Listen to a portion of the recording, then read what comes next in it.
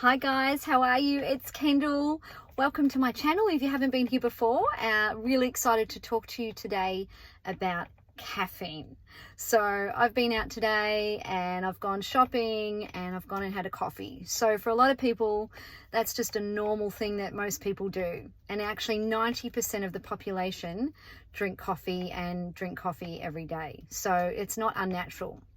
But when we're carnivore, as a lot of us are, as we know, our food and our beverages are more restricted and we don't eat any plants. And coffee or caffeine is a plant, the coffee bean, and it has defense chemicals to protect it from being eaten by animals. So really, coffee's not in the carnivore diet or beverages, but it's one that a lot of people really struggle to give up.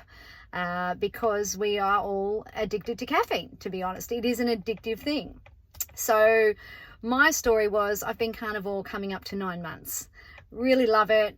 Hardcore carnivore. Gave up caffeine probably 6 months before I started carnivore and alcohol. And I was really, really good for months and months. And all of a sudden I started, okay, I might just have a coffee as a treat. So, we're going for a walk, my husband and I, we might get a coffee, or because you're not doing as many eating out type things. So it's easy to do that. And it would be maybe once a month. Then it started to be a couple of times a month. Then it was once a week. And the last few weeks I've had probably 3 or 4 coffees, So I'm realizing I'm falling back into that pattern of a coffee addiction. And what's so bad about that? Some people are like, I just can't give up my coffee, and that's okay. But you've got to look at, how does the coffee and having caffeine serve you? If you are going to have it, have a really good look, because when we're carnivore, and depending on where you are in your carnivore journey, we feel so good. Like, you feel so good. You feel no brain fog. You feel clarity. You're really in tune with your body because we're fat adapted and we're fueled by fat, and we can listen to our hunger signals. We know when we're not hungry and when we're full. And we also can feel if we're getting pains or we're getting headaches or we're irritable or anxious or tired or not sleeping well. And these, as we know, are all to do with what we're eating, So you become really good at listening to those signals. So if you really listen to the signals about when you have your coffee, you'll find you'll have the hints. So for me, I get anxious, I get jittery, my heart rate goes up, I get hot, I get the headaches. Sometimes I get that crash, which I don't like. I get irritability. My sleep suffers. So that's not really that great. And I'm like, is it really worth that, cup of coffee to feel crappy for the next couple of days, And it does affect me for a couple of days. So you've got to weigh it up. There's some great podcasts out there on caffeine. Andrew Huberman's got some great podcasts. I'll try and put a link down to my video so you can have a listen and do some research. But I have learned a little bit about it, and I was going to share with you some of my top tips about caffeine. So if you are going to have caffeine, the best thing you can do is hydrate. Like, first thing in the morning when you get up, hydrate, drink some water. If you're going to eat, have some food, and don't have your coffee for a couple of hours until after you've been awake. This way it's, you're getting your body hydrated before you have that caffeine, because caffeine is a diuretic and it does dehydrate you. So that's the other thing it does. So have it around, if you're getting up at 7, maybe have it around 9 or 10. I try and have my cup of coffee before midday so that it's getting out of my system before I'm getting ready to sleep, because it affects my sleep. So ideally I like to have it, 9 or 10 in the morning, and then afterwards hydrate. So I'm in the car, I've got my Element electrolytes. I will hydrate with electrolytes after. That will also help if you have your electrolytes, or at least have water afterwards, a couple of glasses. If you're going to have coffee, have organic coffee.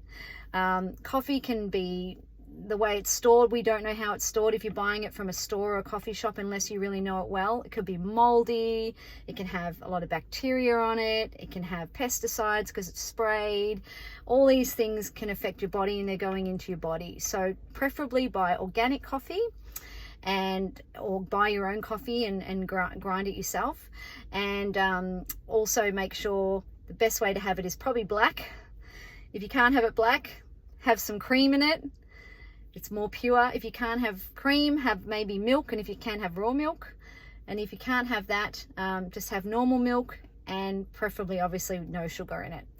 So I actually have butter in mine sometimes. I'll have butter because it's really pure with a little, I call it a fatty latte. So I have butter in my coffee instead of having milk or cream.